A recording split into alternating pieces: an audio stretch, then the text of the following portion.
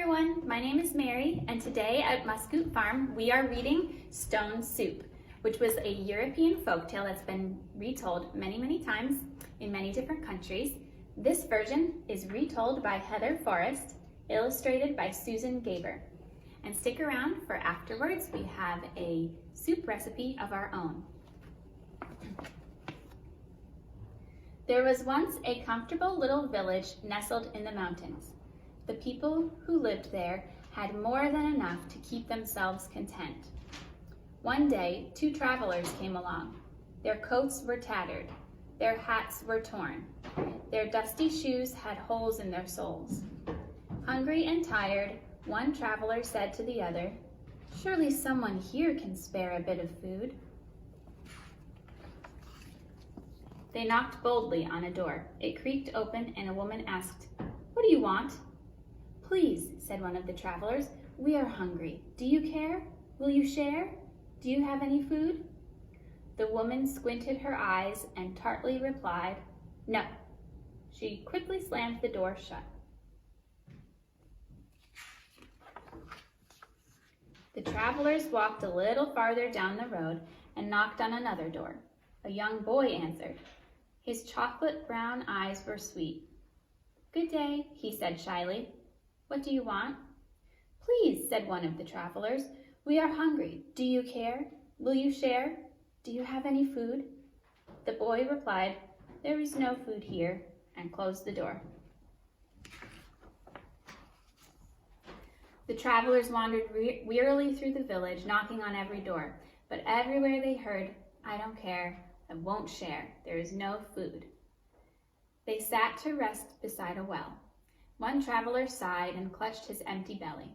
He said, "If there is really no food in this elegant little village, then the people who live here are in greater need than we are. We should make them our magical soup."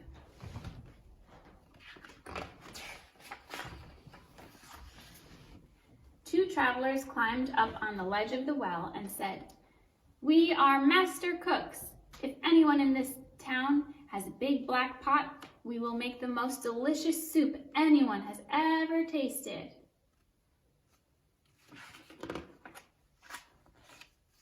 A door slowly opened. A round man emerged carrying a gigantic black pot. "I love to eat," he said. "Here's a pot. Let me see what two master cooks can do with it." "Watch and see," said one traveler with glee.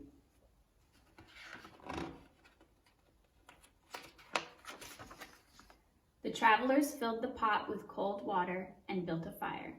Soon the flames licked the sides of the pot and billows of steam rose into the air. Curious people began to gather. "What is happening?" the townspeople asked. "We are making an unusual soup," said one of the travelers. "It requires a special magical ingredient. I am certain we will find it in this town."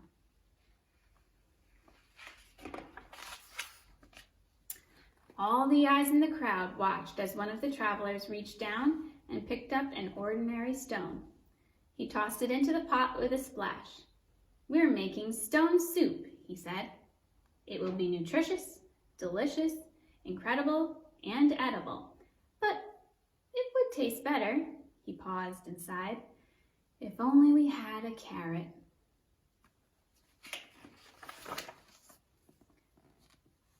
"Where would we find a carrot in this town?" the other traveler asked. "We knocked on every door and everywhere we heard, 'I don't care, I won't share, there is no food.'" "Then perhaps we cannot make this delicious soup after all," they both announced, with a sad shrug of their shoulders, and began to turn away. A child timidly raised her hand and said, "Wait, I might have a small carrot."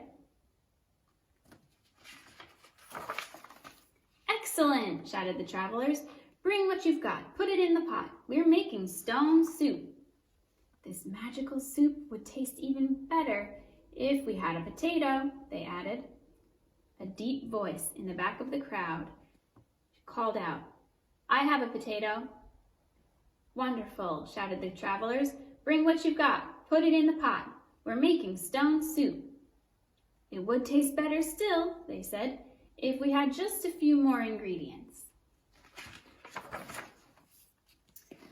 Perhaps, said one villager, I could bring a green bean. Well, said another, if you're going to bring a green bean, I can bring a kernel of corn. I shall not be outdone, cried another. I will bring an egg noodle. One by one, voices announced, I will bring a slice of celery. I will bring a pinch of pepper. I can bring a sprig of parsley. I might have a tiny turnip. Well, why are you waiting? Cried the travelers. Bring what you've got. Put it in the pot. We're making stone soup. Everyone in the town ran home to bring one small thing to put in the pot. Food flew through the air and landed with splashes in the growing soup. Soon the huge pot was full and simmering. A wonderful smell drifted through the air.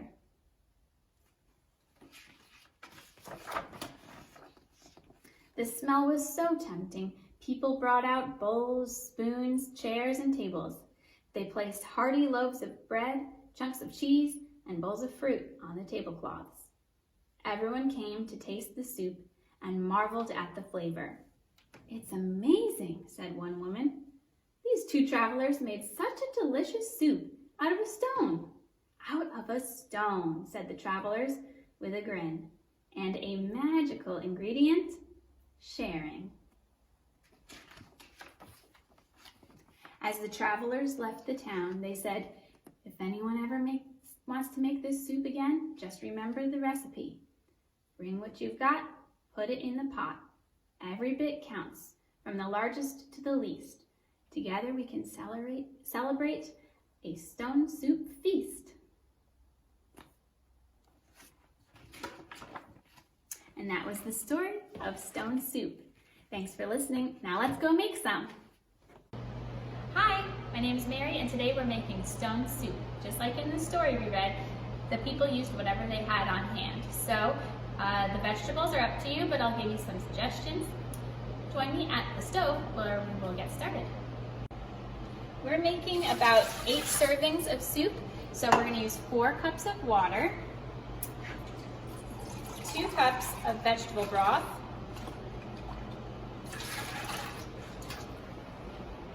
and about 2 cups of whole peeled tomatoes in tomato juice.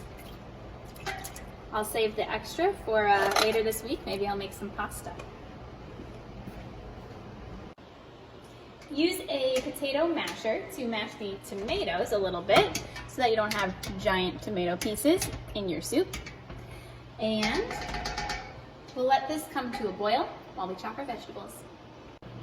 Now we need 3 to 4 cups of chopped vegetables using a variety. I'm using carrots, potato, onion, and mushrooms. You can also add green beans, corn, peas, beets, whatever you like, and we'll chop them up. So we have our vegetables chopped, and we're going to start by adding the ones that take longer to cook to our soup. So that would be things like potatoes, carrots, onions, beets, any root vegetable. So let's put it in now. We'll add these, let it cook for about 25 minutes.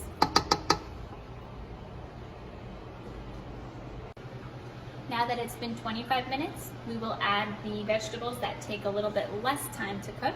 So I'm adding my mushrooms, or you can also add at this time corn or peas if you're using those. Give it a stir and let this cook for an additional 15 minutes.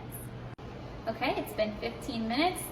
Time to add a little bit of tiny little pasta, about 1/4 cup.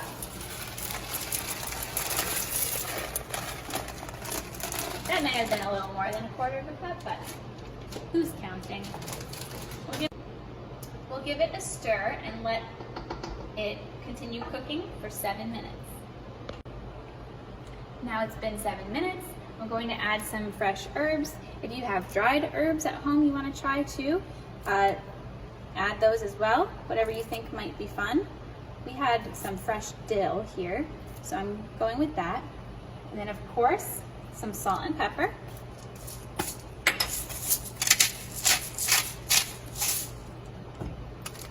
season your soup until it tastes good to you.